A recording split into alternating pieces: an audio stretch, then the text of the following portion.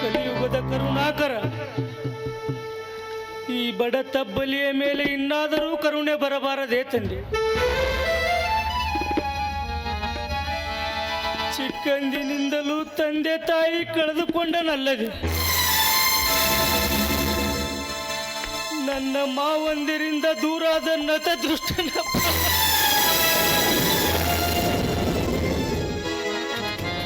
ಇಲ್ಲಿಯವರೆಗೆ ನಾನು ಅನುಭವಿಸಿದ ನರಕಯಾತನೆಯನ್ನು ದೂರು ಮಾಡಿ ನನ್ನ ಮಾವಂದಿರು ನನಗೆ ಸಿಗುವಂತೆ ಕರುಣಿಸು ದೇವಾ.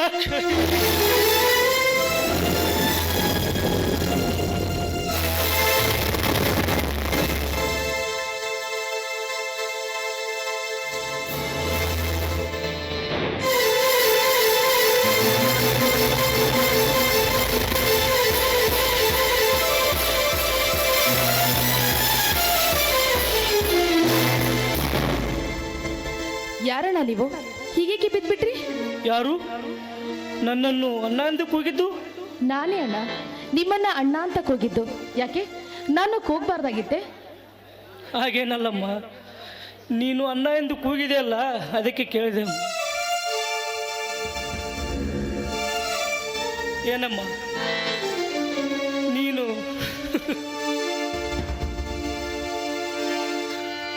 ಆದರೆ ನೀನು ಅಣ್ಣ ಎಂದು ಕೂಗಿದ್ದು ನನಗೆ ಆ ಸ್ವರ್ಗವೇ ಇಳಿದು ಬಂದಂತಾಯ್ತು. ಏನಮ್ಮ ನಿನ್ನನ್ನು ತಂಗಿ ಎಂದು ಕರೆಯಲೇನಮ್ಮ? ಯಾಕಣ್ಣ ಈ ರೀತಿ ಕೇಳ್ತಾ ಇದೀಯಾ? ಅಣ್ಣ, ನನ್ನ ಜೀವನನೂ ನಿನ್ನ ಹಾಗೇನೆ ಇದೆ. ನಾನು ಒಬ್ಬಳು ತಬ್ಬಲಿನೇ. ಅಷ್ಟೇ ಅಲ್ಲ ಅಣ್ಣ, ಆ ದೇವರೇ ನಿನ್ನಂಥ ಅಣ್ಣನನ್ನ ನನಗೆ ಕರುಣಿಸಿದ್ದಾನೆ. ಅಂದಾಗೆ ಯಾರಮ್ಮ ನೀನು? ಅಣ್ಣ, ನಾನು ಯಾರು ಅಂತ ನನಗೇನೆ ಗೊತ್ತಿಲ್ಲ. ನಾನೊಬ್ಬಳು ಅನಾಥಳು. ಅನಾಥಾಶ್ರಮದಲ್ಲಿ ಓದಿ ಶಿಕ್ಷಕಿಯಾದೆ. ಈಗ ಇದೇ ಊರಲ್ಲಿ ಕೆಲಸ ಮಾಡ್ತಾ ಇದ್ದೀನಿ. ಅಷ್ಟೇ ಅಲ್ಲ ಅಣ್ಣ, ನಾನು ಚಿಕ್ಕವಳಿದ್ದಾಗ ಅದ್ಯಾರೋ ಪುಣ್ಯಾತ್ಮರು ಬಂದು ನನ್ನ ಅನಾಥಾಶ್ರಮಕ್ಕೆ ಸೇರಿಸಿದ್ರಂತೆ. ಅವರ ಹೆಸರು ಚಟರ್ಜಿರಾಯ್ ಅಂತ ವಾರ್ಡನ್ ಹೇಳ್ತಾ ಇದ್ರು. ಅದಿರ್ಲಿ, ಈಗ ನೀನು ಹೊಟ್ಟಿರೋದಿಲ್ಲಿ? ನೆಲೆ ಇಲ್ಲದ ಅಲೆಮಾರಿ ಅಮ್ಮ ನಾನು. ಆ ಶಿವಾನಂದ ಹೇಗೆ ದಾರಿ ತೋರಿಸುತ್ತಾನೆ ಹಾಗೆ ಹೋಗುತ್ತೇನಮ್ಮ. ಯಾಕಣ್ಣ ಈ ರೀತಿ ಮಾತಾಡ್ತಾ ಇದೀಯಾ? ನೋಡು, ನೀನು ನನ್ನ ಒಡ ಹುಟ್ಟಿದ ಅಣ್ಣ ಇದ್ದ ಹಾಗೆ. ಎಷ್ಟೇ ಕಷ್ಟ ಬಂದ್ರೂ ನಿನ್ನ ಮಾವನವರು ಸಿಗೋವರೆಗೂ ನನ್ನ ಜೊತೆಯಲ್ಲಿ ನನ್ನ ಮನೆಯಲ್ಲಿ ಇರುವಂತೆ. ಕಾರಣ ಹೋಗೋಣ. ಯಾವ ಜನುಮದರು ನಾನು ಬಂದವೋ ಏನು. ನಡೆಯಮ್ಮ, ನೀನು ನನ್ನ ಒಡ ಹುಟ್ಟಿದ ತಂಗಿ ಇದ್ದ.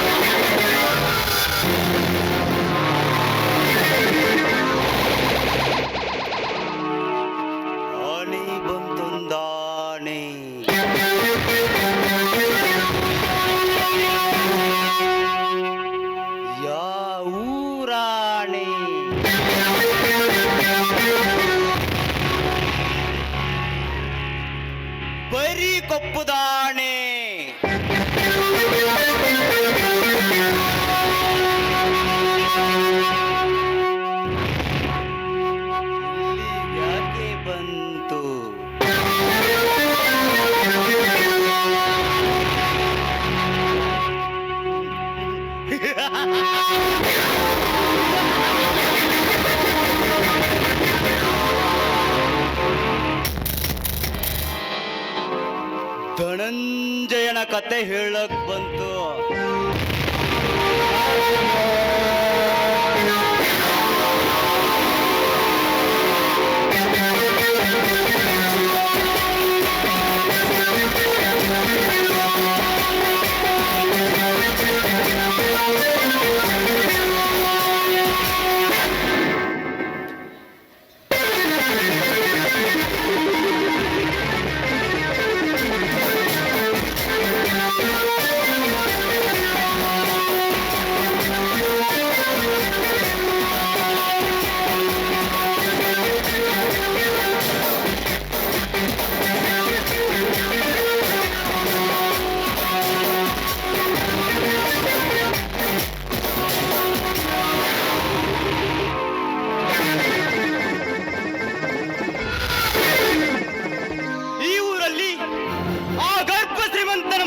ಧನಂಜನಿಗೆ ಸರಗು ಸೋಕಿಸಿದ ಎಣ್ಣೆ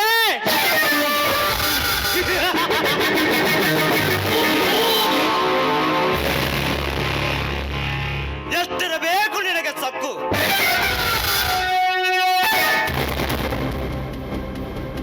ಈ ಊರಲ್ಲಿ ಪುಂಡರಿಗೆ ಪುಂಡನಾಗಿ, ಗಂಡನಿಲ್ಲದ ಗಯ್ಯಾಯರಿಗೆ ಮಿಂಡನಾಗಿ, ಮಂಗಳಸೂತ್ರ ಇಲ್ಲದ ಮೇಣಕಿಯರಿಗೆ ಪ್ರಿಯಕರನಾಗಿ,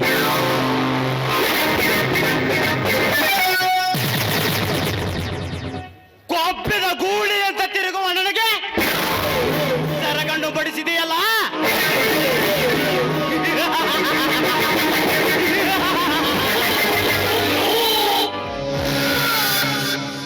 ಲೇ ಹೆಣ್ಣೆ, ಬೆಂಕಿಯ ಕೆಂಡದ ಮೇಲೆ ನಿನ್ನ ಸೆರಗನ್ನು ಹಾಕಿದೆಯಲ್ಲ.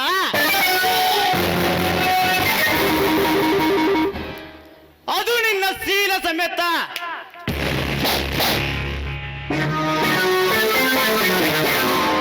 ಸುಟ್ಟುಕೊಂಡು ಬರದೆ ಹೋದರೆ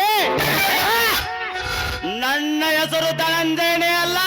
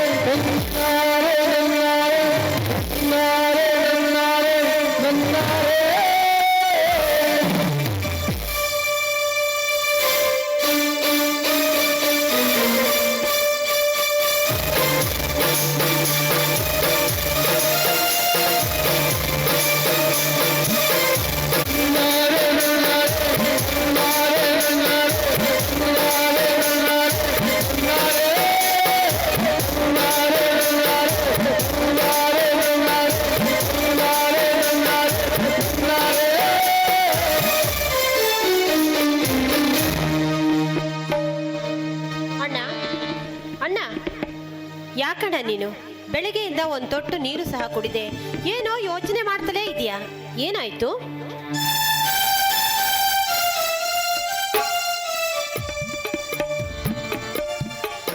ಏನಿಲ್ಲ ಬಾರಮ್ಮ. 20 ವರ್ಷಗಳ ಹಿಂದೆ ನನ್ನ ಮನೆತನಕ್ಕೆ ಆದ ಅನ್ಯಾಯವನ್ನ ನೆನಪಿಸಿಕೊಳ್ಳುತ್ತಿದ್ದೆ. 20 ವರ್ಷಗಳ ಹಿಂದೆ ನನ್ನ ಮನೆತನ ಒಂದು 100 ಎಕರೆ ಜಮೀನು ಹೊಂದಿತ್ತು. ನಮ್ಮಪ್ಪ ಈ ಊರಿಗೆ ಹಿರಿತನವನ್ನ ಮಾಡುತ್ತಾ ಈ ಊರಿಗೆ ಧರ್ಮರಾಯರವಾಗಿದ್ದು ನನಗೆ ಸ್ವಲ್ಪ ಸ್ವಲ್ಪ ಗೊತ್ತು. ಏಕೆಂದರೆ ಅವಾಗ ನನಗೆ ಕೇವಲ ಬರೀ 12 ವರ್ಷ ಮಾತ್ರ. ಅಂದು ಯಾರೋ ಪಾಪಿಗಳು ನಮ್ಮ ಊರಿನ ಶಿವಾನಂದರ ಜಾತ್ರೆಯಲ್ಲಿ ಅವರನ್ನ ಕೊಂದು ನಮ್ಮ ಆಸ್ತಿಯನ್ನು ತಮ್ಮದಾಗಿಸಿಕೊಂಡಿದ್ದಾರಪ್ಪ.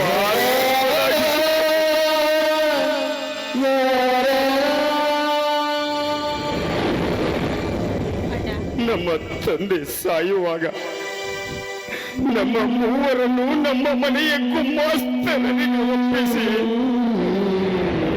ತೀರಿ ಹೋದರಮ್ಮ, ತೀರಿ ಹೋದ.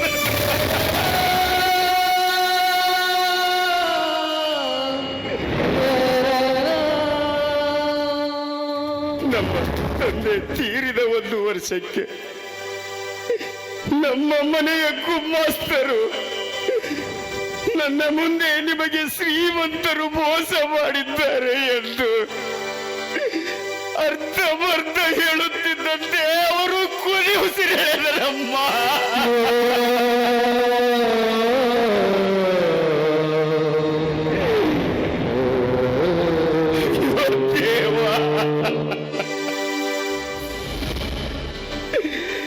ಅಂದಿನಿಂದ ಇಂದಿನವರೆಗೂ ನಮಗೆ ಮೋಸ ಮಾಡಿದ ಸೂಳೆಯ ಮಕ್ಕಳು ಯಾರೆಂದು ತಿಳಿಯದೆ ಒತ್ತಾಡುತ್ತಿರುವೆ ನಮ್ಮ, ಒತ್ತಾಡುತ್ತಿರುವೆ.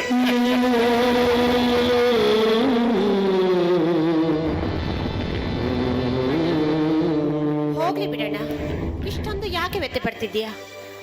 ಆ ದೇವರು ಈ ಬಡವರಿಗೆ ಏನಾದ್ರೂ ಒಂದು ದಾರಿಯನ್ನ ತೋರಿಸ್ತಾನಣ್ಣ, ತೋರಿಸ್ತಾನೆ. ಆಯ್ತಮ್ಮ, ಆಯ್ತು, ನನ್ನನ್ನ ಚಿಂತಿಸುವುದಿಲ್ಲ. ಹೌದಮ್ಮ, ಭದ್ರ ಎಲ್ಲಿ ಕಾಣಿಸ್ತಾನೆ ಇಲ್ಲ, ಎಲ್ಲಿ ಹೋಗಿದ್ದಾನಮ್ಮ? ಅದು ಭದ್ರಣ್ಣ ಇವತ್ ಯಾವ್ದಾದ್ರೂ ಒಂದು ಕೆಲಸನ ಹುಡ್ಕೊಂಡೇ ಬರ್ತೀನಿ ಅಂತ ಹಠ ಹಿಡಿದು ಬೆಳಿಗ್ಗೆನೆ ಹೋಗಿದ್ದಾನಣ್ಣ. ಅಯ್ಯೋ ಹೇ ದೇವ, ಶಿವಾನಂದ, ಈ ಜಗದೊಡೆಯನೆ ನನ್ನ ತಮ್ಮನಿಗೆ ಯಾವುದಾದರೊಂದು ನೌಕರಿ ಸಿಗುವಂತೆ ಮಾಡಿ ಈ ಬಡತನ ಬಂಧನದಿಂದ ನಮ್ಮನ್ನ ಪಾರು ಮಾಡುವಂತೆ ಮಾಡುತ್ತಂದೆ, ಪಾರು ಮಾಡುವಂತೆ ಮಾಡು. ತುಂಗ, ನಾನಿನ್ನ ಹೊಲಕ್ಕೆ ಹೋಗಿ ಬರುತ್ತೇನೆ. ಸ್ವಲ್ಪ ಮನೆ ಕಡೆಗೆ ಹುಷಾರಮ್ಮ. ಸರಿ ಅಣ್ಣ, ಬೇಗ ಬಂದ್ಬಿಡು. ಹಾಗೆ ಆಗ್ಲಣ್ಣ.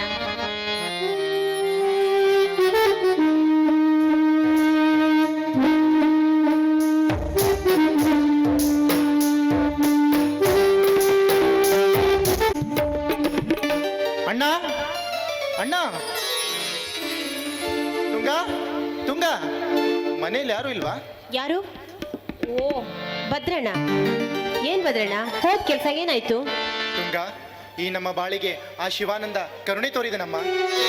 ಇದೇ ಊರಿನ ಶ್ರೀಮಂತರ ಫ್ಯಾಕ್ಟರಿಯಲ್ಲಿ ನನಗೆ ಕೆಲಸ ಸಿಕ್ಕಿತ್ತಮ್ಮ. ಹೌದಾ? ಆ ವಿಷಯ ನಿನಗೆ ಅಣ್ಣನಿಗೆ ತಿಳಿಸಬೇಕೆಂದು ಓಡೋಡಿ ಬಂದೆ. ಹೌದು, ಅಣ್ಣ ಕಾಣ್ತಾ ಇಲ್ಲ, ಎಲ್ಲಿ ಹೋಗಿದ್ದಾನೆ ತುಂಗ? ಅದೋ ಅಣ್ಣ ಅನ್ನೋ ಹಾಗೆ ಅಣ್ಣ ಬಂದೇ ಬಿಟ್ಟ ನೋಡು.